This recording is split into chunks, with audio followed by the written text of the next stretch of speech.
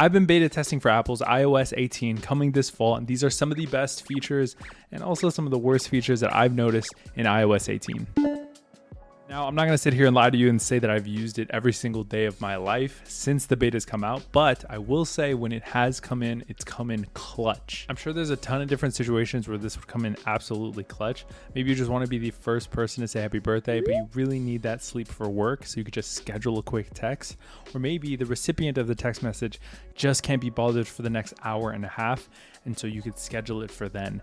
Either way, the convenience is just top tier. I'm gonna do a slight caveat to something I don't like about this iOS update. Another tech YouTuber that I follow, Will Bowers, had a great take on this. I'll leave down in the description below.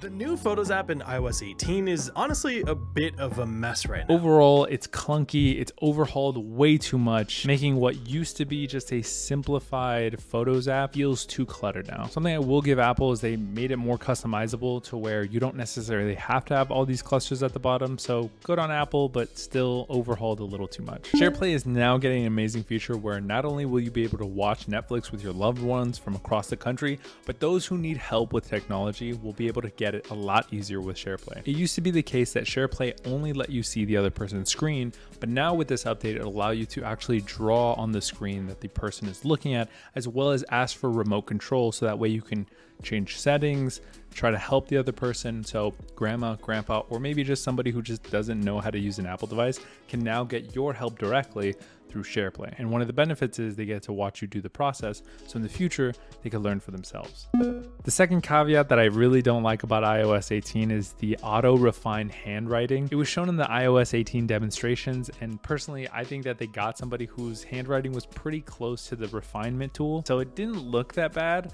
but in my experience, maybe I just have exceptionally horrendous writing, but it corrects it sometimes a little too much to where it doesn't even look like I wrote it. Sometimes it's so bad that it completely botches the word and doesn't even look like it's legible at some point. For this reason, for iOS 18 in the foreseeable future, I'm going to be turning this feature off completely because I just personally like my handwriting more. I think it gives more personality to the document or whatever I'm doing. They came out swinging with this. It takes your handwritten equations and actually solves them to you in real time. With all the other features that I've mentioned today, they are nice things to have, but necessarily I'm not going to use them on a daily basis. But math notes I've legitimately used on a daily basis. See, about halfway through January, I started to count my calories. I like to have a physical notebook when it comes to writing my calories, so at the end of the day, I do calculate everything here, but having math notes has been such a lifesaver. I calculate all of the ingredients that I'm using in my dish, or just overall generally what I've eaten in that meal. Now, usually I'll only use this for dinner, but I calculate absolutely everything if I can break it down into ingredients. And what's really nice is at the end of it, I can calculate it all because it's all in the same sheet. Math Notes has been amazing for not only the calorie calculation, but also for budgeting. See, Math Notes understands variables. In here, I've made A my variable, and every 2 weeks I have a paycheck, and the paycheck differs by quite a bit. So I'll put it into my A variable, and then the A variable is also multiplied by different percentages based on how I want to split my check. I just put the A in there, whatever that variable might be, and the iPad does the rest. It's able to, with that new value, multiply it by the percentages I've given it, and then spit out all of the answers at once.